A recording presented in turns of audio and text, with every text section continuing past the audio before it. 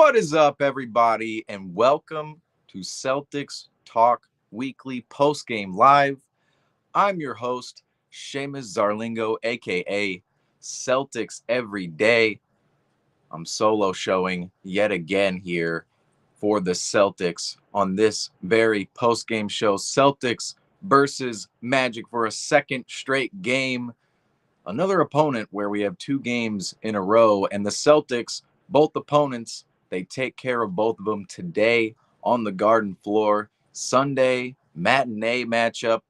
The Boston Celtics walk away with a 114-97 win over the Orlando Magic in what I believe was a statement game for the Celtics. And all of these games at home as of late. The one game against the New York Knicks, the two games against the Cleveland Cavaliers, and then again, the two games against the Orlando Magic. The Orlando Magic, these are all statement games for the Celtics. They moved to 14-0 at home on the season. 14-0. This right here, this stat, this one stat alone, 14-0 at home right now.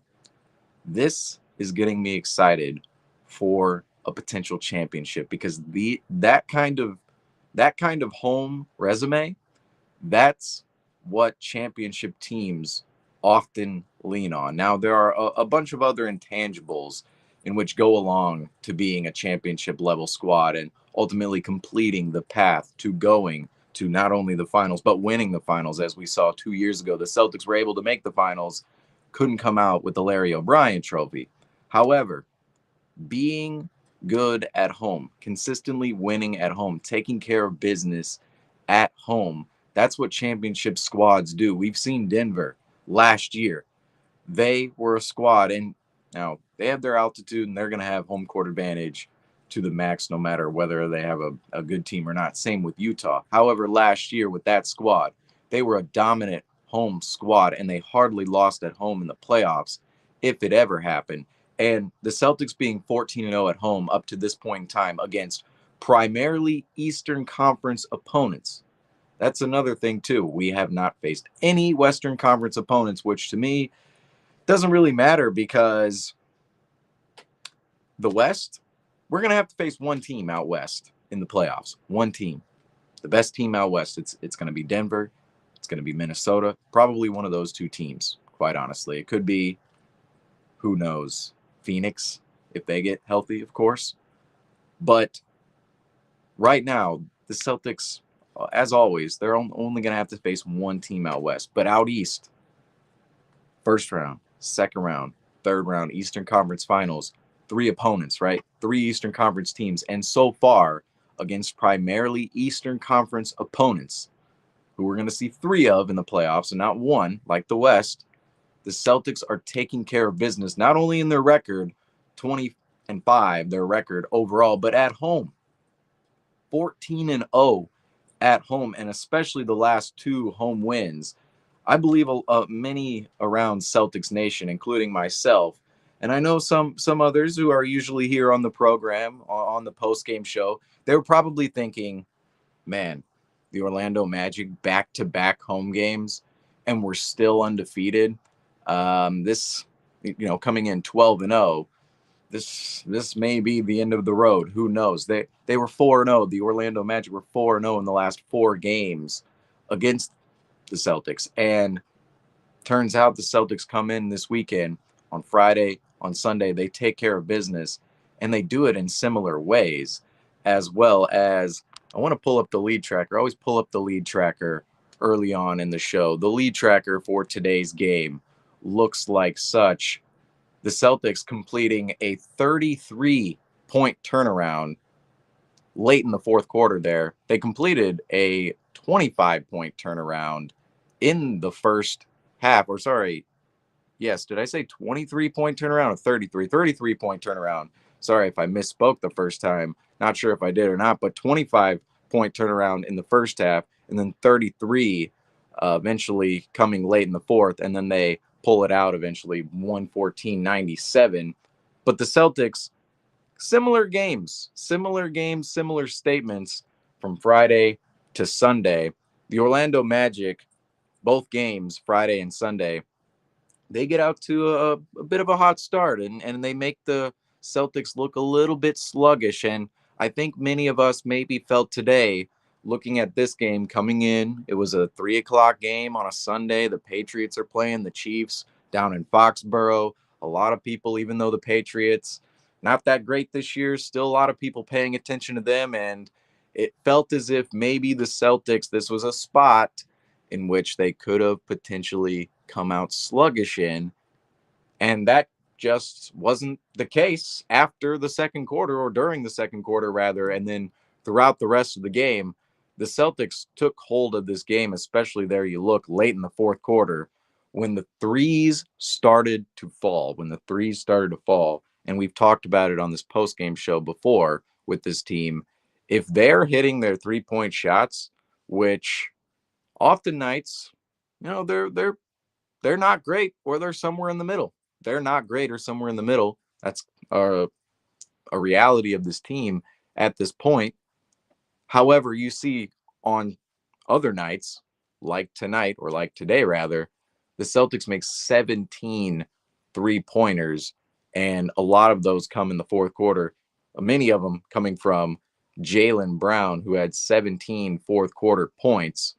And you see the effect of what happens when those 3-point shots are falling. And it's just a runaway freight train. The Celtics in the fourth quarter, you could see at the beginning of the fourth quarter there, it was within a 10-point game. A 10-point margin is not that big of a margin to make up in a quarter. And you're looking at right there in the fourth quarter there. I wish I could have a little clicker on the screen right now. But at the beginning of the fourth quarter quadrant there, that's less than a 10-point game. And at that point in time, the Orlando Magic have a chance. They undoubtedly have a chance. That's 10, 11, 12 minutes left in the game. They have a chance. But you see, when those 3-point shots started to fall for the Celtics, and the Celtics started to run in transition, which was a huge part of this game, rebounding, running in transition, capitalizing on extra opportunities, the Celtics are just a runaway freight train. And I want to bring up, too, the lead tracker for last game, because I was mentioning it a little bit.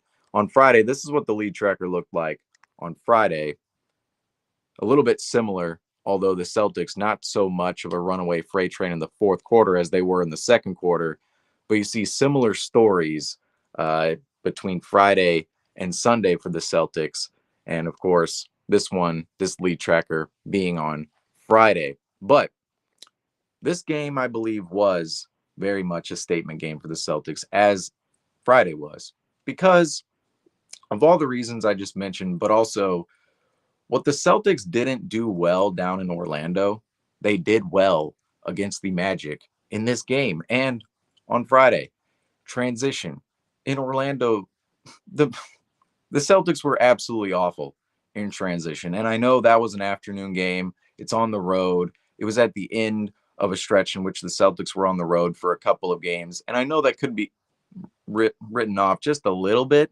However, that game is coming in an in-season tournament game that was ultimately important. And we saw at the end of the day, teams, when it came due, teams cared. They cared about the point differential. They cared about getting in or not getting in. We saw a lot of fans, kind of complaining about certain teams not really getting into the tournament. But that was an in-season tournament game. It came against an opponent who had beaten them 3 straight times before. The Magic had beaten the Celtics at that point 3 straight times before. They're a young, hungry, up-and-coming team. And that's just a spot in which you want to see the Celtics compete in. You really just want to see the Celtics compete and potentially even win. But let's add on top of this too. No one remembers in this Magic game, they just lost, whatever. That third quarter was so horrendous. The Celtics held a double-digit lead in the second quarter of that game. So the Celtics were competing at one point in time and just completely fell off the cliff. And what happened? They were giving up points in the paint. Transition. They were letting the Magic run in transition. And defensively, they just were not bringing the intensity. Well, today, against the Orlando Magic at the Garden, it's a completely different story. The Celtics are the team running in transition. The Celtics are the team who's more physical on the boards. The Celtics are the team raining down 3-point shots on on offense and defensively too. You saw the Magic. I'll bring up the numbers here at the bottom of the screen. The Magic didn't shoot too well on the night. They, I believe, they shot under 40%. And usually, when a team shoots that awful, it's usually because of one of two reasons. It's a team is either getting after it defensively, which the Celtics were doing today, or a team's just having an off shooting night. So the Celtics, they were doing everything differently and optimizing everything differently from what that game was in Orlando a couple of weeks ago on Black Friday. These two games in Boston came into them thinking, well, the Magic, they've competed against the Celtics a couple of times in the past, and they've gotten the best of the Celtics. And maybe, who knows, this is a spot in which the Celtics lose their home undefeated record. But the Celtics come out, they completely avenge their loss down in Orlando, completely avenge that. And it doesn't have to come at the hands of the Chicago Bulls this time. We can just straight up do it to the Orlando Magic. And two, they win the season series. The Celtics and the Magic, for some reason, now I saw Keith Smith tweeting about this earlier, and I totally agree with him in this regard. I think it's absolutely ridiculous that teams, especially in the same conference, and teams of such stature as the Magic and the Celtics are now gaining, their season series is now over before Christmas. Only 3 games, and the Celtics, they lost the first game. They could have lost either of these games, split it. They could have gone 3-1 at the Garden. They could have easily rolled over today and said, "Oh, we went 4-0 coming into this stretch. We'll give this one away." But that's not what happened at all. And they win the season series against the Magic. They continue their undefeated record at home, and I think they make a statement against a team that will be competitive in the Eastern Conference, but think the Celtics with these last 2 games said to the Magic, this isn't quite your time. This isn't quite your time yet, because the next time the Celtics see the Magic will potentially be next October, November, December, an entire year from now. So these games right now, for what the Celtics were able to do, very impressive. And speaking individually on impressive performances for the Celtics, this guy behind me right here, Jaylen Brown. Now, we have a player of the game every single game. Jaylen Brown, Jason Tatum. I don't have the tracker up, but they have to be tied for player of the game at this point, or somebody, one of those two players has to have the lead in the player of the game. But Jaylen Brown today, it's a no-brainer. He walks away with player of the game yet again. Jaylen Brown against the Orlando Magic, 31 points, 5 rebounds, 6 assists, 1 steal, a block, only 2 turnovers. We talk a lot about turnovers in regards to the Jays. 10 of 20 from the floor, and look at those 3-pointers. 5 of 8 from 3 from Jaylen Brown, and that that 3-point mark right there, 5 of 8.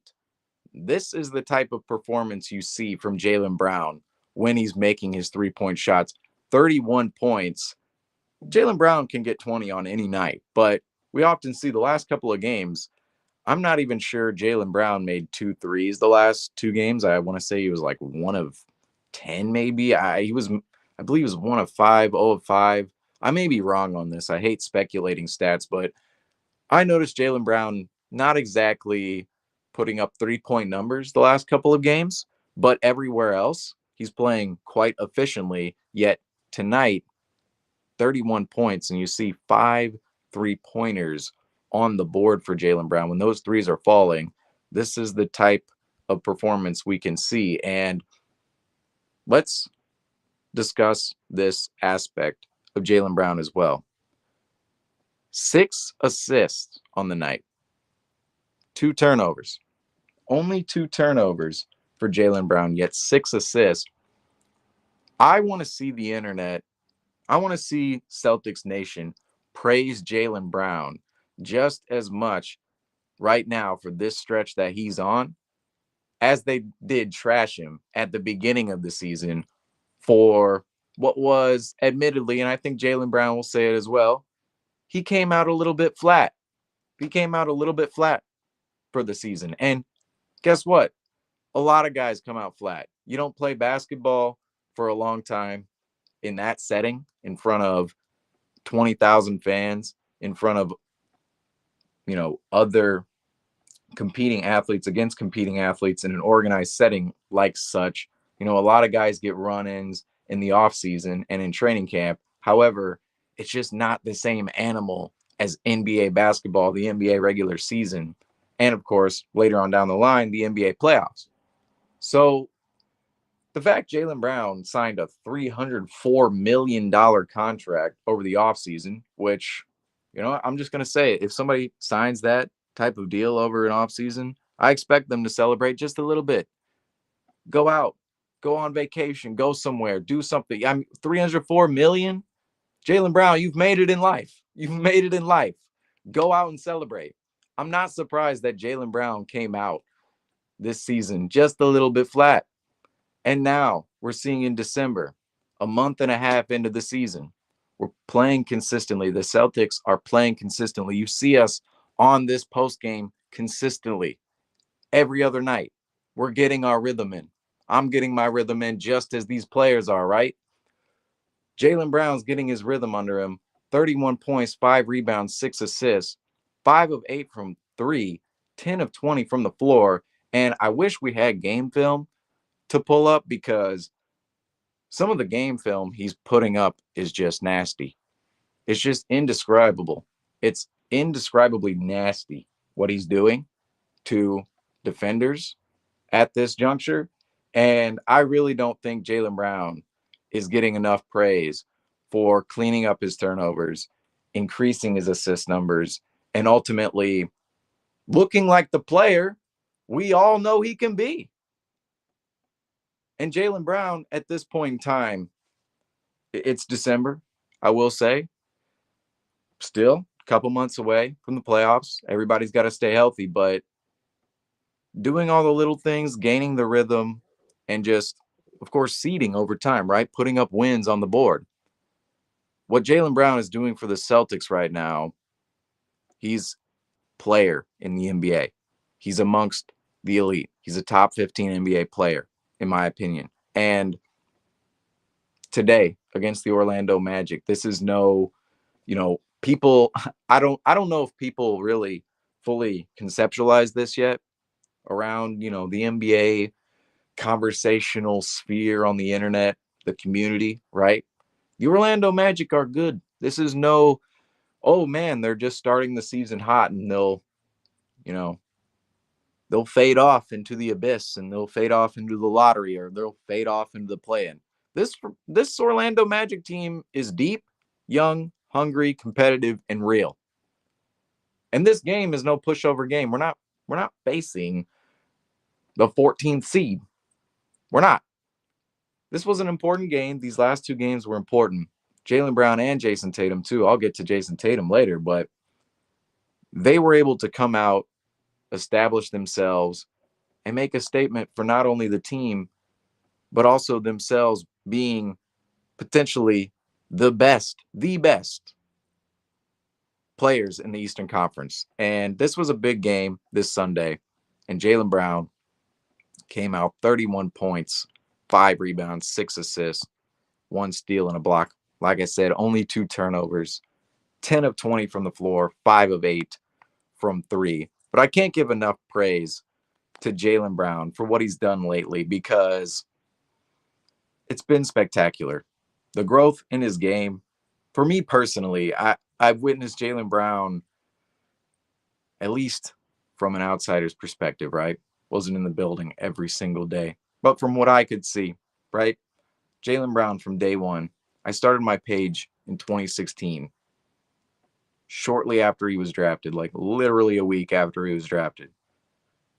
That progression since then is absolutely incredible to see. And I don't doubt that Jaylen Brown, anytime he has critics, anytime he sees hate, right, for anything. And some of the hate too sometimes is deserved when you're not being efficient as a player, right? Now, some people hate way too much for things that don't matter whatsoever.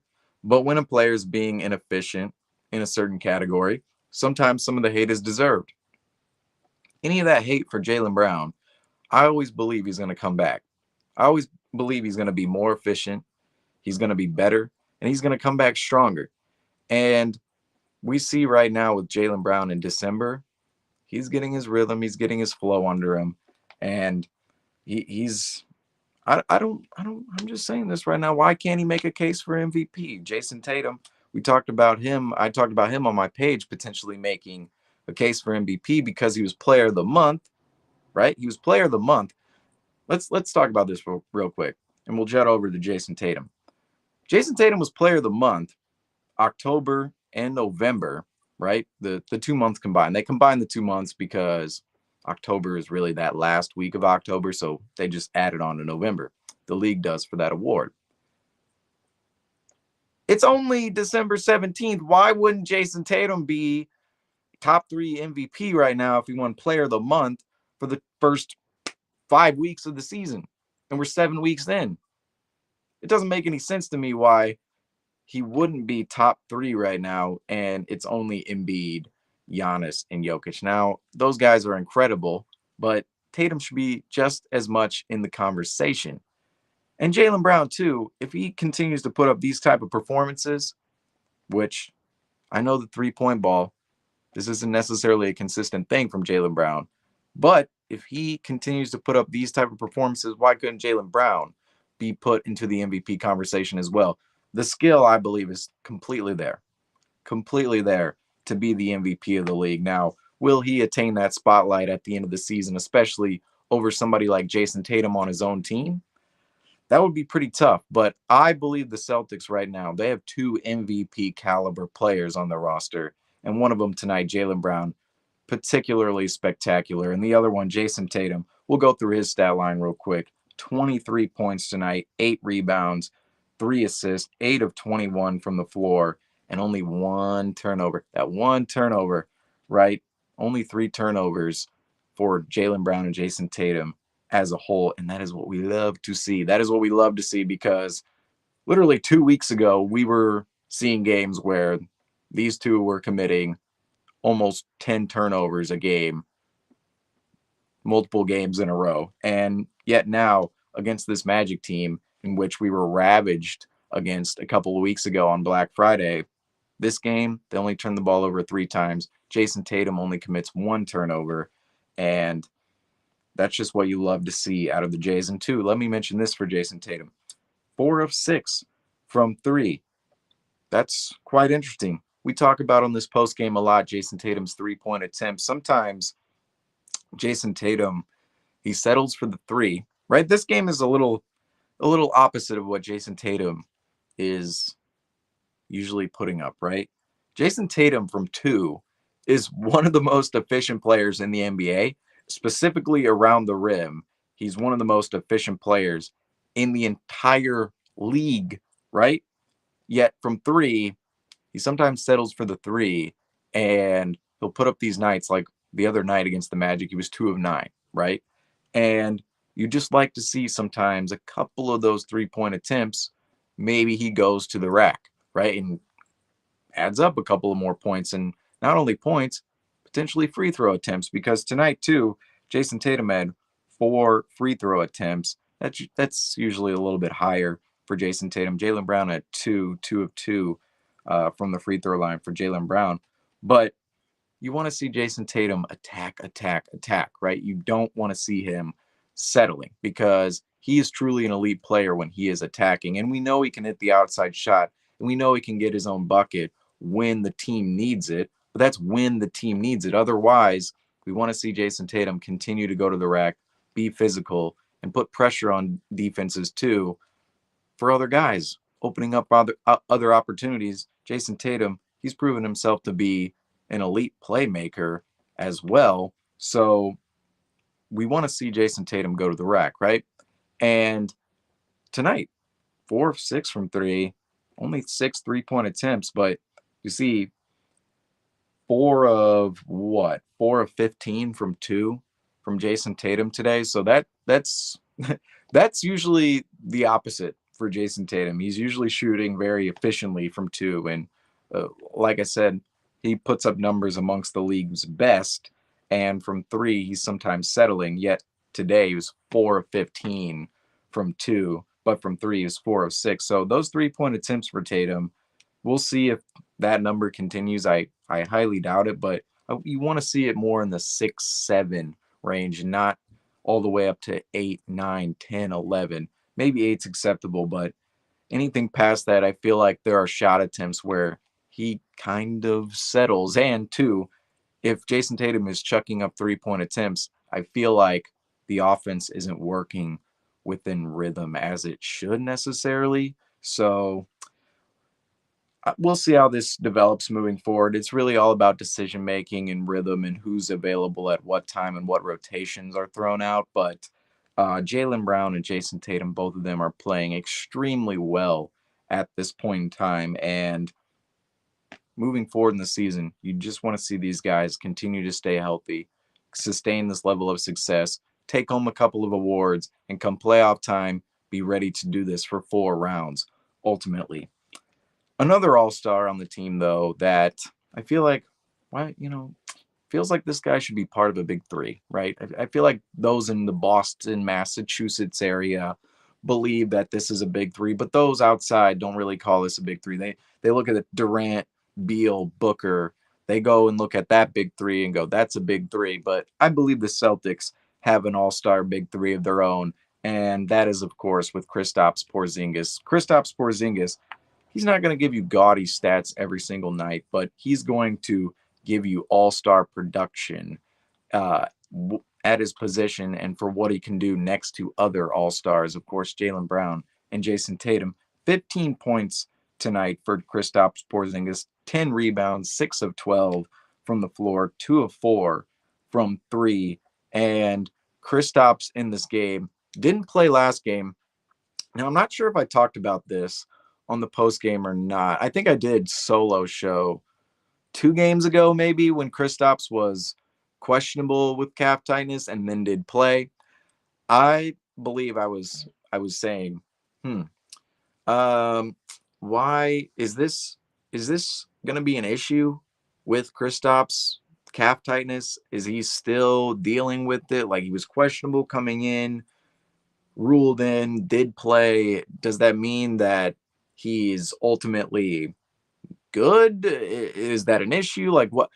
It really depended on what would happen the next game. And I don't think I talked about this the last post game, but I'm getting a chance to talk about it right now, where he did play the next game, or no, he played the game in which he was questionable. He didn't play the next game, and him not playing the next game gave me way more optimism that his calf injury is potentially beyond him than he's having issues. Because at the beginning of when he was questionable, that could have either been management or he's feeling something, right? It could have been injury management. We're keeping some minutes off your calf, coming back from the calf. We're just managing it, keeping some minutes off you, Kristaps.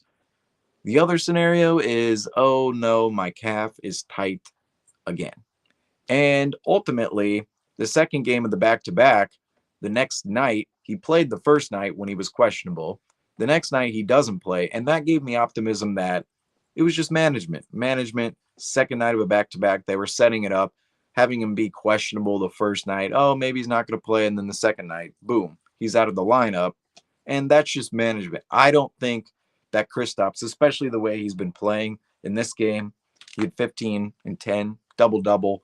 I don't really believe he's dealing with ongoing calf soreness or calf tightness or whatever injury he was feeling, uh, from which he missed 4 games from earlier this season. But Kristaps, at this point, is playing very well next to Jason Tatum and Jaylen Brown. And the 3-point attempts, we want to see those attempts go a little bit higher for Kristaps in the future. And he was struggling just a bit with them as of this past week and in really just this last stretch too. But I believe now Kristaps He can't be settling, right? And I'm not saying that he is, but we still want to see him take more and more threes, even if he hasn't been too efficient as of late. So Kristaps coming off that calf injury. Good news that he actually didn't play, and it sounded like it was more management. Comes out and he played today, 6 of 12, efficient in his role, uh, as of course the starting center for the Celtics. The Celtics last game they beat the Magic starting Lamar Stevens at center. Today, Kristaps back in that role, of course. Couple of players here to talk about. Drew Holiday came out in this game very, very hot. 14 points in the first half. However, ended the game with 14 points.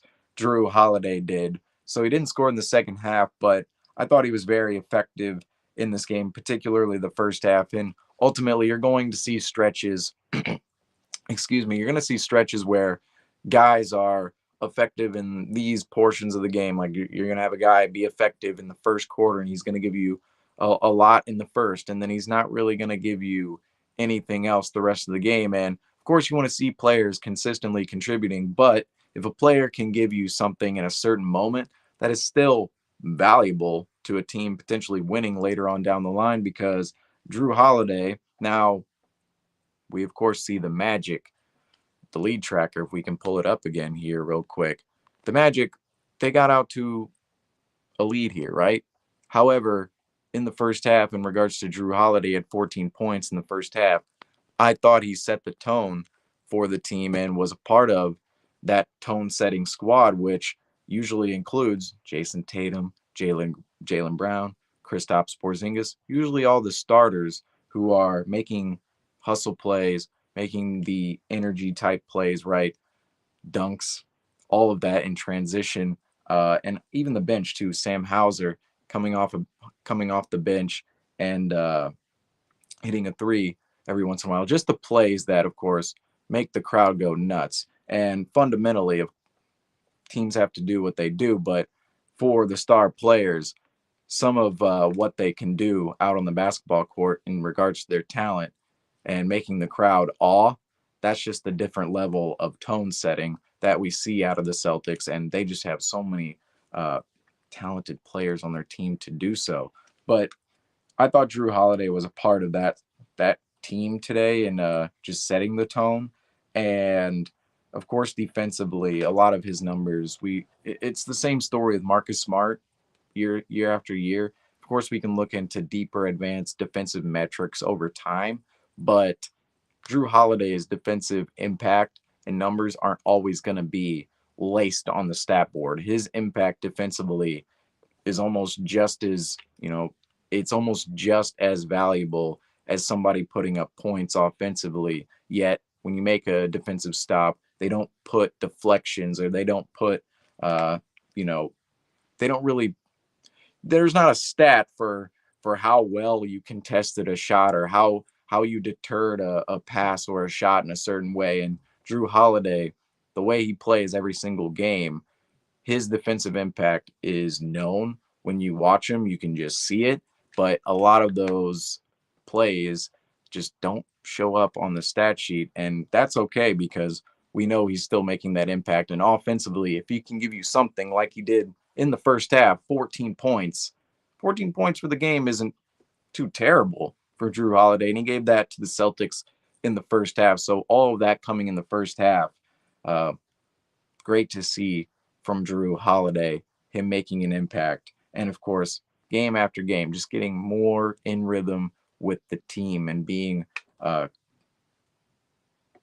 being, what am I trying to say here? Like the entire team, the cohesion of the team, being within that cohesive sphere of the Celtics, of course, as he was a Milwaukee Buck just a couple of months ago. We don't think about this enough. A couple of these players on our roster, especially Drew Holiday, he was a Milwaukee Buck just a couple of months ago, and it takes time. It takes time to adapt to a new location, and Drew Holiday is still doing that only in December of this now 2023-24 season, right? And at the end of the year, a lot of people will term this 24 season. We're not even to that portion yet. So Drew Holiday played well tonight, 6 of 12 overall in 34 minutes. Another player I want to talk about, he rested on Friday. We still beat the Orlando Magic while this man rested. 3 of 7, 8 points, and 8 rebounds for this man. And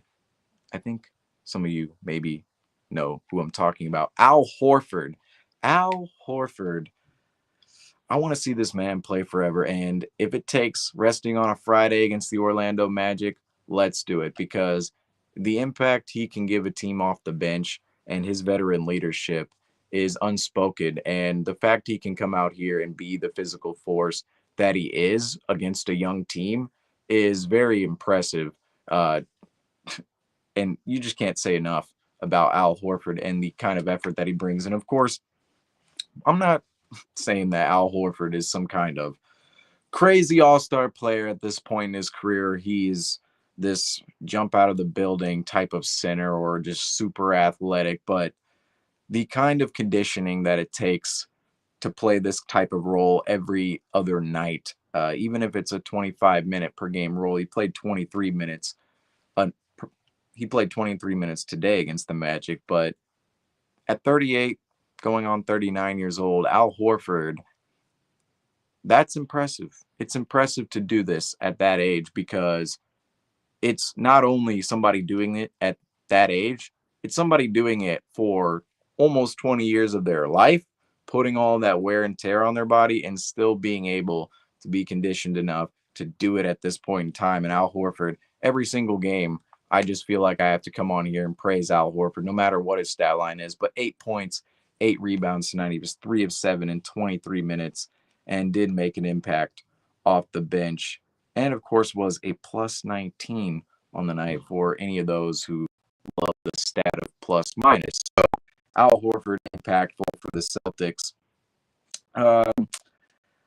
Individually, I'm not really sure who else I want to talk about for the Celtics. Derek White was 4 of 9, 10 points tonight for Derek White. He had 3 blocks on the night. Drew Holiday had 2. And talk about Drew Holiday's stats not showing up defensively yet. 2 blocks on the night for Drew Holiday. Derek White, 3 blocks, 4 assists, 5 rebounds, 2 turnovers. And Kristaps Porzingis, I'm just looking through the stats right now, just surfing the stats. Kristaps Porzingis, 4 turnovers, not exactly ideal for Porzingis coming back and dealing with that calf injury, like I said, but not, like I say, he's not dealing with it, managing it, hopefully.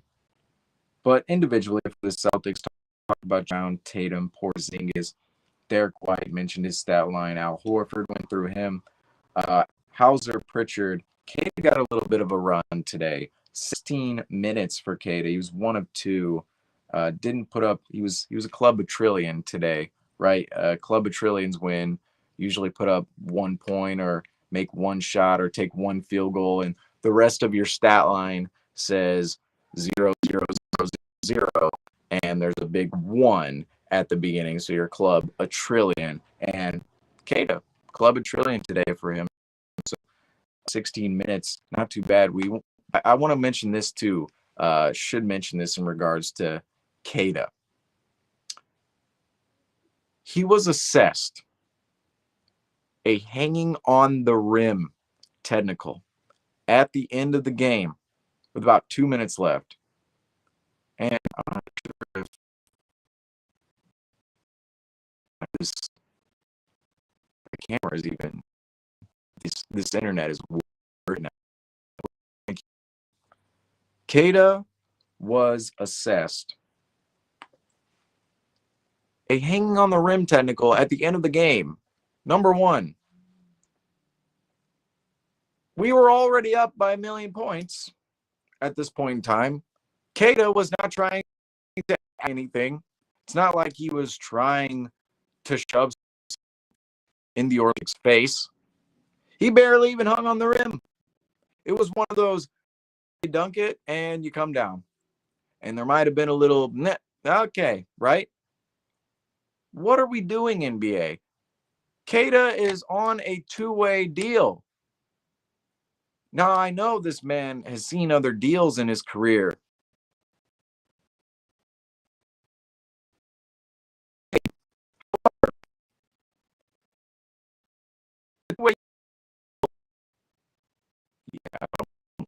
I think we might have connection issues right now.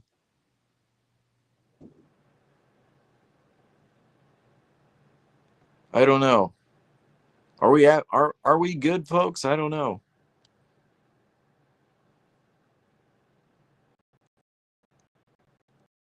I'm kind of waiting here if this is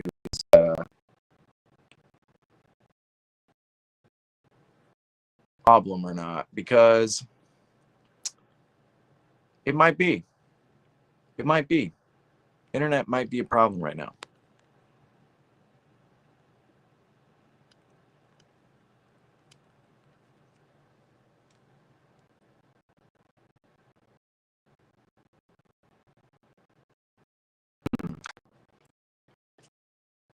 Oh, I'm not certain this. I don't. I'm not. I'm not certain if this is live still, because this connection does not appear to be working.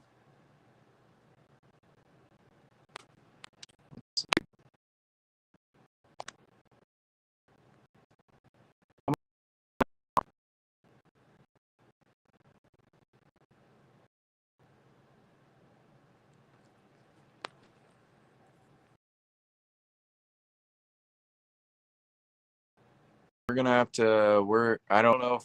I don't know if we're good or not now. We might be good. Not sure. Doesn't look like it. Anyway, just gonna talk about the Celtics. The show is probably gonna come to an end here pretty soon because it appears we're having connection issues. Not really sure if anyone can hear me or see me. On my side, it looks like I'm having connection issues. Oh, is it working? Are we? No, I have no idea. But anyway, oh no, are we good? I have no idea. Well, anyway, the Orlando Magic and the Boston Celtics, they go at each other Sunday.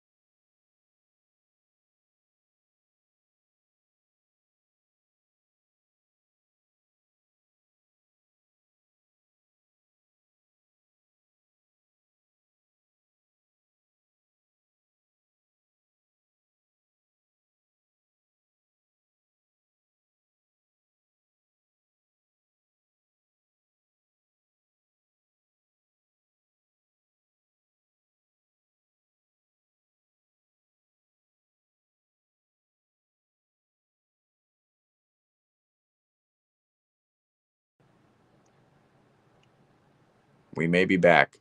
I'm not sure. I'm not sure if we're back or not. But if we are, I'm going to keep going because I wanted to make this statement about Keita and his salary and hanging on the rim text because I think this is absolutely ridiculous. And I'm not even sure if we're totally back yet or what. But ultimately, Keita was assessed a hanging on the rim technical at the end of the game with about 2 minutes left. This game meant nothing at the end because the result, both teams had emptied their benches. The result had been had. We didn't even need to play the last 2 minutes. The Celtics, we saw the onslaught in front of us. We saw it with our eyes. The Celtics hit a million threes in the fourth quarter, and ultimately they were able to run away with this game. And when Keita came into the ball game, he threw down a dunk, hung on the rim for 0.2 seconds. Naturally, I must add, naturally, this is a natural movement. And for some reason, the officials decided to blow the whistle, assess him with the technical, and that comes with a $2,000 fine. And of course, the Orlando Magic shot a free throw no one cares about, whatever. However, why does Keita now see $2,000 of his salary disappear into the league's pocket? And I really hope this is rescind, because we've seen a lot of these be resent before, and potentially that could be the case. However, why do we see $2,000 of Keita's hard-earned at the end of a game? He's not even doing something malicious. He's not trying to do something crazy to the Orlando Magic or demonstrate anything. Yet $2,000 of his salary disappears into the league's pocket. And I just don't agree with that at all, because he didn't do anything. He straight up didn't do anything. And let's also get to the bottom of the problem of these hanging on the rim technicals.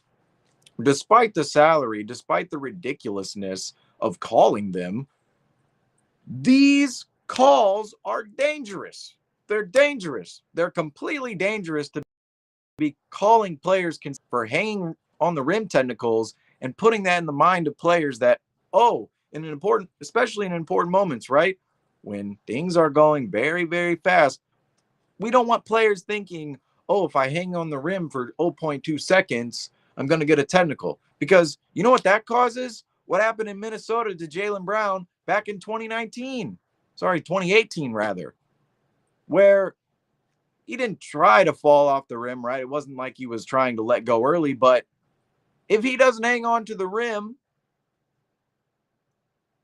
he's done.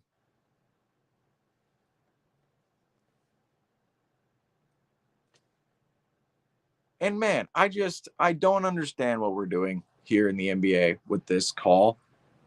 We saw it with Jaylen Brown back in 2018. I had to think this for a second.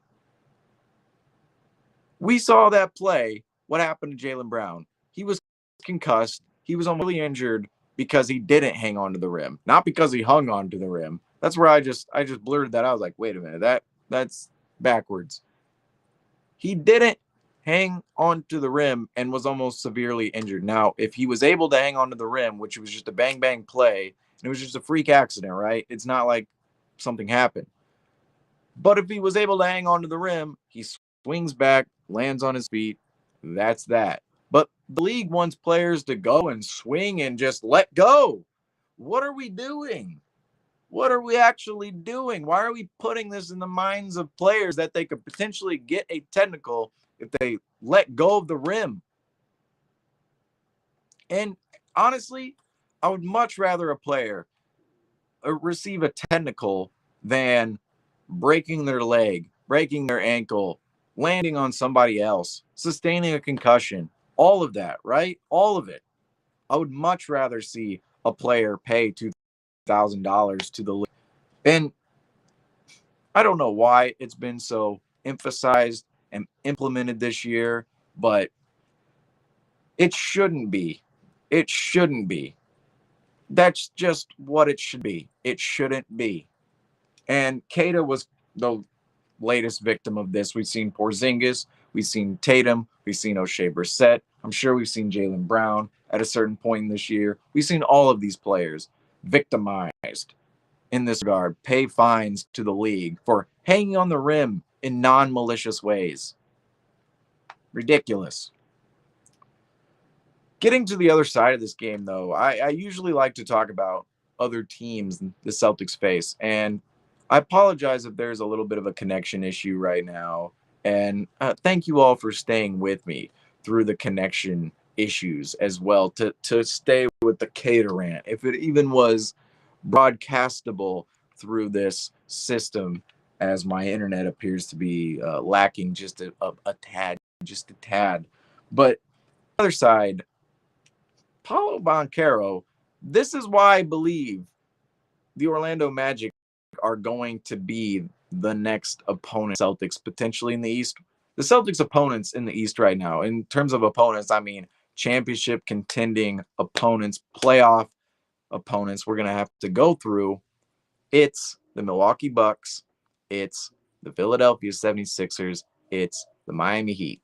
Those are the three teams right now you look at in the East and go, those are the three teams consistently the last couple of years who have been in front of the Celtics and who the Celtics have needed to go through in order to get to the finals and win the championship. And this year, it's much of the same conversation now. There's a couple of other teams in the mix we could talk about, but ultimately, the Sixers, Bucks, and Heat, they're going to be there at playoff time. We all know this. They're veteran prime squads, just as the Celtics are. However, the Magic, they're going to be on the doorstep.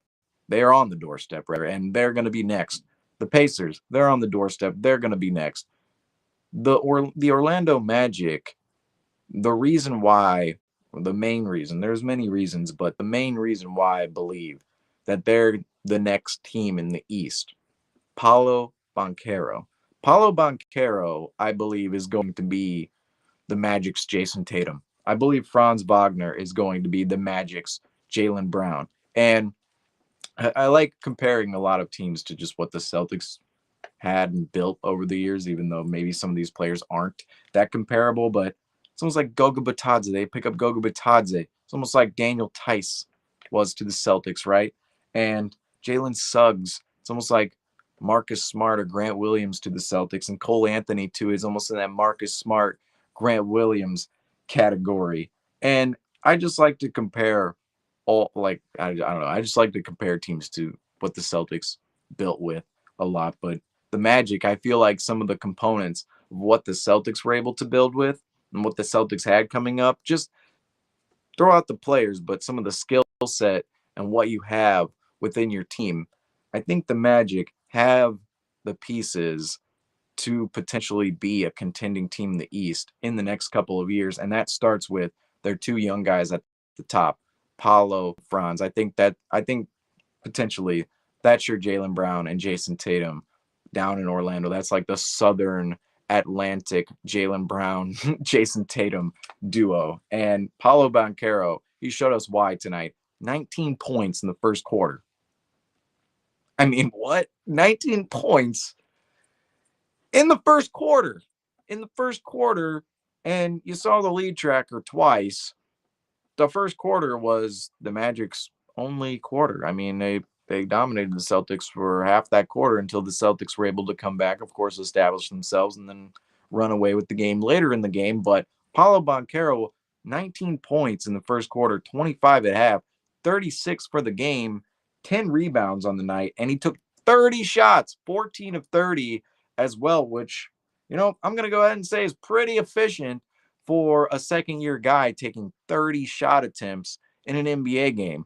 14 makes on 30 shot attempts. He was 4 of 10 from three, 4 of 6 from the free throw line, 36 points, like I already mentioned, 1 assist, 2 steals, and 4 turnovers. We'll mention those as well. He did have 4 turnovers, but that is an all-star stat line. And not only is it an all-star stat line, if you can put up this type of performance, Banchero, we're talking about him as a 6'10", two-way wing, if you can put up this type of performance every single night or every other night, really, on a consistent basis, really, you're going to be in the same conversation as guys like Jason Tatum, Joel Embiid, and Giannis in the Eastern Conference. And I believe that Paulo Banchero one day, maybe soon, look at his stat line tonight, soon will be within the conversation of the elite talent in the East, and so will the Magic as a team. But Banchero really took it to the Celtics tonight.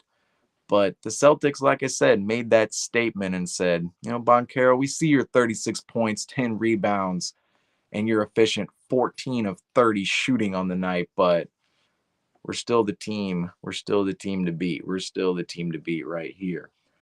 Um, this is, though, you look at the other side of their young duo. This is what happens, though. Young duos are going to have these type of nights. Franz Wagner is still in, I believe, his third year, if I'm not mistaken.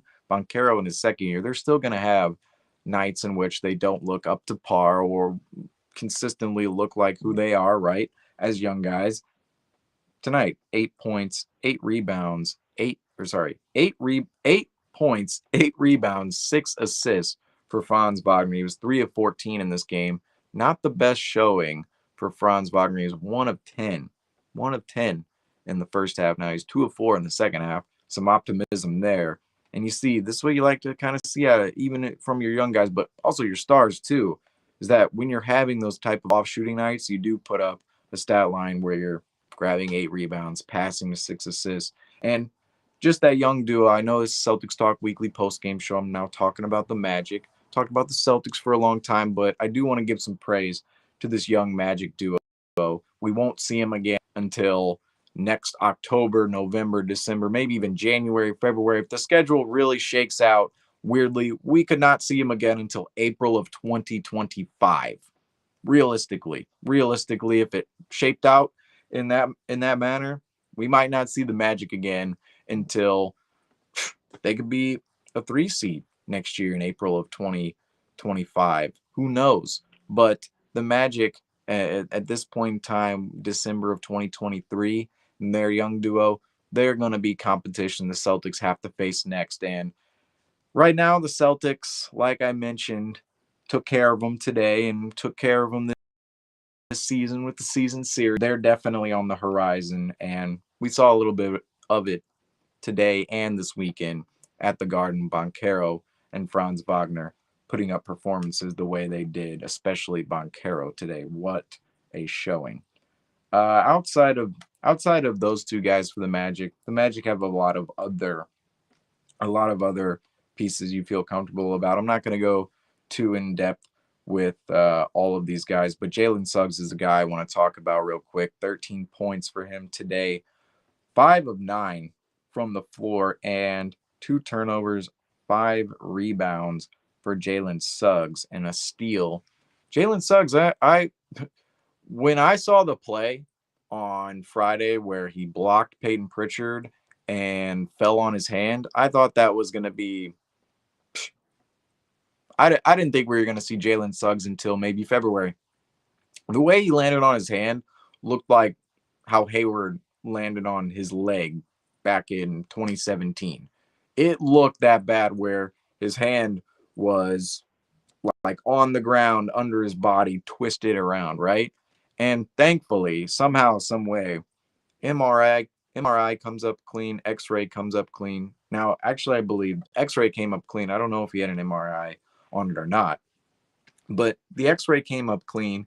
He re-entered the game. He was out of that game on Friday. He re-entered the game after a little while, went out again, came back in, made an impact for them on Friday. I believe he made like five straight threes or 4 straight threes after that injury, and so glad to see him be able to play after that horrific looking play and potential injury on Friday. And then, of course, today coming in and scoring 13 points. I think he is an underrated player. Now, I think he's potentially being properly rated now by the entire media sphere of the NBA and community. Like, people are starting to kind of understand what Suggs brings to the table as a top pick, because we all know a couple of years ago, the Orlando Magic, they were interested in Scotty Barnes. They were interested in potentially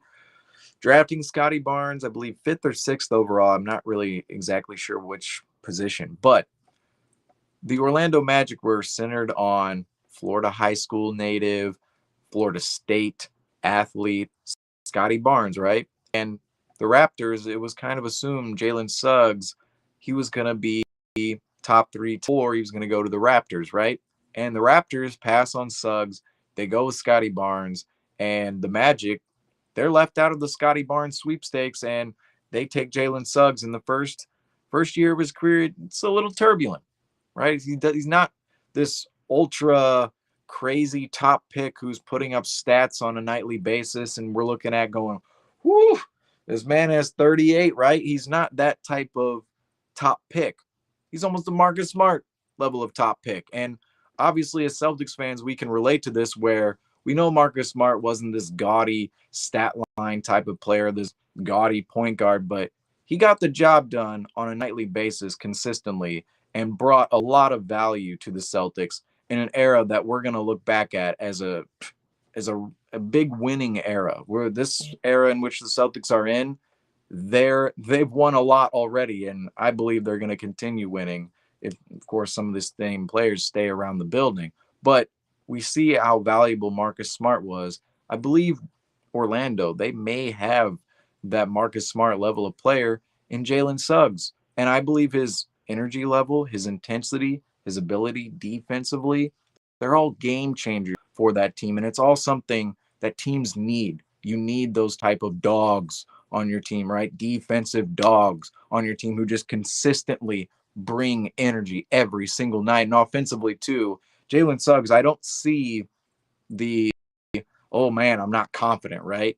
He's confident. He's a confident player, and you want confidence in all of your players, and you want to instill them with that thought of, I can do anything within my obviously limitations of abilities, depending on what player you are, of course. But Jalen Suggs, he's part of that core for the Magic. And I just see so many parallels between this Magic team and what the Celtics had with Jaylen Brown, Jason Tatum, Marcus Smart, Robert Williams the last couple of years, the last half decade, really, ever since 16, 17, 18. And of course, now the Celtics are in a little bit of a different stage with Brown and Tatum. They're not in that young building stage anymore. They're a prime championship level team. We'll see what this Magic team looks like when they reach that precipice. However, at this point in time, I do see a lot of parallels between the Magic building right now and how the Celtics built from 2017 on up into today. So facing this team, it's always fun to face teams that very similar to you see a lot. And unfortunately, we won't see the Magic again for a while, potentially an entire year from now. But these games this weekend, very fun, especially for Celtics fans who got to see their green squad avenge a couple of bad losses from earlier in the season. But at this juncture, I'm on. I every time I come on here, I'm not gonna lie.